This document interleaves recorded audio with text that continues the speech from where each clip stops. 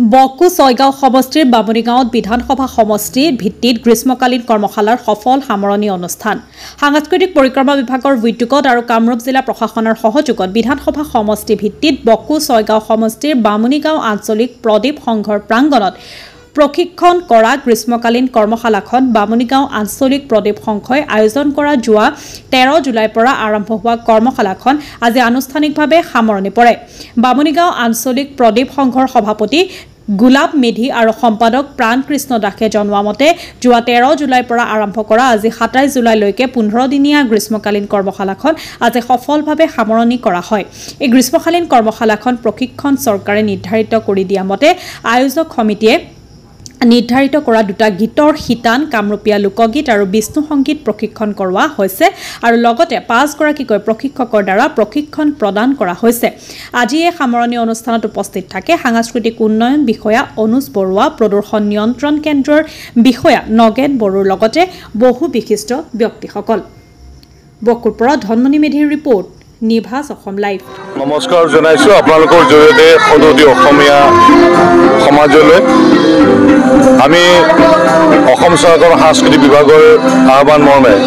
বামুণীগাঁও প্ৰদীপ সংঘই 15 দিনীয়া এটা প্ৰশিক্ষণ শিবিৰ আমি ইয়াতে অনুষ্ঠিত কৰিছিলোঁ যোৱাবাৰ আমাৰ অনুষ্ঠিত কৰা হৈছিল আমাৰ লোকনৃত্য সম্পৰ্ক আৰু এইবাৰ আমি চৰকাৰে আমাক নিৰ্ধাৰিত কৰি দিছিলে দুটা ইভেন্ট আমাক নিৰ্বাচন কৰিবৰ কাৰণে দুটা শিতান মানে গীতৰ শিতান আমি নিৰ্বাচন কৰিছিলোঁ আমাৰ কামৰূপৰ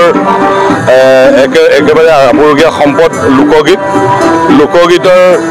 প্ৰশিক্ষণ আমি আৰম্ভ কৰিলোঁ 2 নম্বৰে আমাৰ অসমৰ এগৰাকী প্ৰাণ প্ৰতিষ্ঠাতা যি একেধাৰে চিত্ৰকাৰ গীতিকাৰ অভিনেতা এগৰাকী সংগ্ৰামী নেতা বিষ্ণু প্ৰসাদ ৰাভা ডাঙৰীয়াৰ গীত এই দুইটা গীতৰ আমি ইয়াত প্ৰশিক্ষণ শিবিৰ আমি 15 দিনলৈকে অনুষ্ঠিত কৰিছিলোঁ প্ৰায় 5 গৰাকী প্ৰশিক্ষকৰ জৰিয়তে আৰু আজি আপোনালোকে দেখিলে অনুষ্ঠানটো আৰু প্ৰতিকূল বতৰতো আজিৰ অনুষ্ঠানটো সফল হোৱা বুলি আমাৰ মাননীয় সাংস্কৃতিক উন্নয়ন বিষয়া ডাঙৰীয়া আপোনালোকৰ আগত উল্লেখ কৰিলে আমি আশা কৰিম বামুণীগাঁও আঞ্চলিক প্ৰদীপ সংঘই চৰকাৰীভাৱে হওক বা বেচৰকাৰীভাৱে হওক ইতিমধ্যে বছৰ ধৰি ইয়াত সাহিত্য সংস্কৃতি খেলা ধূলাৰ এটা পৰিৱেশ সৃষ্টি কৰিবৰ কাৰণে অহৰহ চেষ্টা কৰি থকা হৈছে আৰু অনাগত দিনতো আমি সকলো ৰাইজৰ তথা চৰকাৰৰ আমি আশানুৰূপ সহায় সহযোগিতা কামনা কৰিম যাতে এই অনুষ্ঠানটোৱে উঠি অহা প্ৰজন্মক খেলা ধূলা সাহিত্য সংস্কৃতি সকলো ফালৰ পৰা আগবঢ়াই লৈ যাব পাৰোঁ এইখিনি আমাৰ আজি ক'বলগীয়া কথা মই বিশেষভাৱে স্থানীয় ব্যক্তিসকলক অনুৰোধ জনাওঁ প্ৰদীপ সংঘই বিভিন্ন ধৰণে প্ৰজেক্ট আৰম্ভ কৰিছে সেই প্ৰজেক্টবোৰতো যাতে ৰাইজে অকুণ্ঠ মৰম আৰু সহায় সহযোগিতা আগবঢ়ায়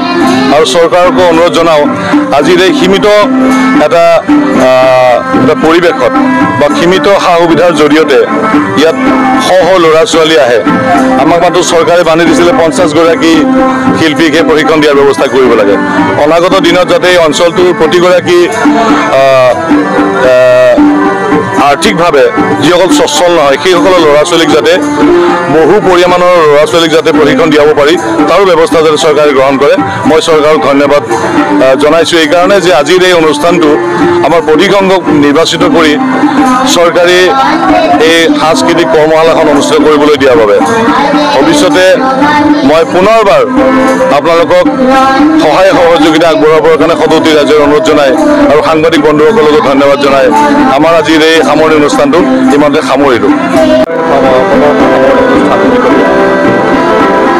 অসম চৰকাৰৰ সাংস্কৃতিক পৰিক্ৰমা বিভাগৰ উদ্যোগত আৰু জিলা প্ৰশাসনৰ সহযোগত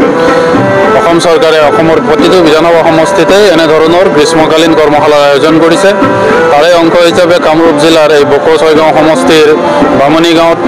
এই 15 দিনীয়া কৰ্মশালাখন যোৱা 14 জুলাইৰ পৰা আৰম্ভ হৈছিল ইয়াত বিষ্ণু ৰাভাৰ গীত আৰু কামৰূপী লোকগীতৰ প্ৰশিক্ষণ দিয়া হয় আজি সামৰণি অনুষ্ঠান গতিকে মই এতিয়ালৈকে যিমানখিনি দেখিলোঁ যথেষ্টখিনি সাফল্যমণ্ডিত হোৱা বুলি ভাবিছোঁ কাৰণ যিসকল পৰীক্ষাৰ্থীয়ে ইয়াত পৰিৱেশন কৰিছে নশিকাৰু পৰীক্ষাৰ্থী 15 দিনতে তেওঁলোকে গানৰ বিষয়ে যথেষ্টখিনি জ্ঞান আয়ত্ত কৰি গান পৰিৱেশন কৰিব পৰা হৈছে আৰু এইখিনিৰে তেওঁলোকে হয়তো অনাগত দিনত যথেষ্টখিনি উপকৃত হ'ব পাৰিব তেওঁলোকৰ এই সংগীতৰ যাত্ৰাখন আৰু আগবঢ়াই নিব পাৰিব বুলি মই আশা ৰাখিছোঁ আৰু লগতে মই এই কৰ্মশালাখিনি আমাৰ অনুৰোধত অনুষ্ঠিত সুকলমে অনুষ্ঠিত কৰাৰ বাবে প্ৰদীপ সংঘৰ সমূহ ব্যৱসায়িক তথা এই বামুণী গাঁওবাসী ৰাইজক মই ধন্যবাদ জ্ঞাপন কৰিছোঁ।